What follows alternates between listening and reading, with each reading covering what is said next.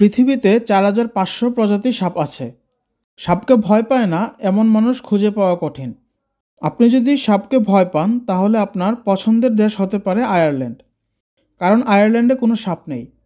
কথিত আছে খ্রিস্টান ধর্মপ্রচারক সেন্ট প্যাট্রিক আয়ারল্যান্ড উপকূলকে সাপমুক্ত করেছিলেন।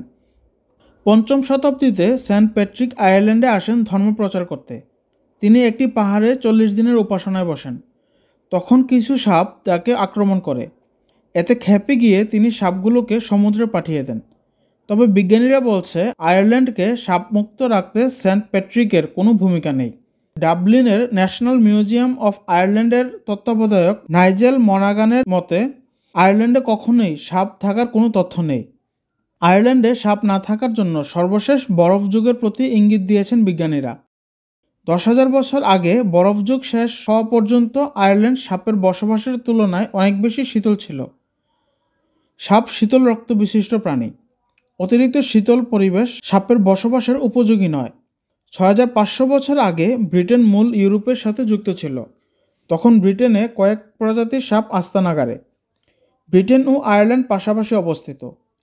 হিমবাহ গলে ফুলে ফেঁপে ওঠা সমুদ্রের কারণে ব্রিটেন ও আয়ারল্যান্ডের স্থল যোগাযোগ বিচ্ছিন্ন হয়ে যায়। ফলে সাপের জন্য এই শীতল সমুদ্র পাড়ি দিয়ে আয়ারল্যান্ড পৌঁছানো অসম্ভব হয়ে পড়ে।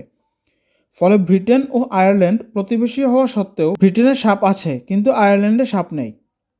আয়ারল্যান্ড ছাড়াও সাপ না থাকার তালিকায় আছে নিউজিল্যান্ড, আইসল্যান্ড, গ্রিনল্যান্ড এবং অ্যান্টার্কটিকা।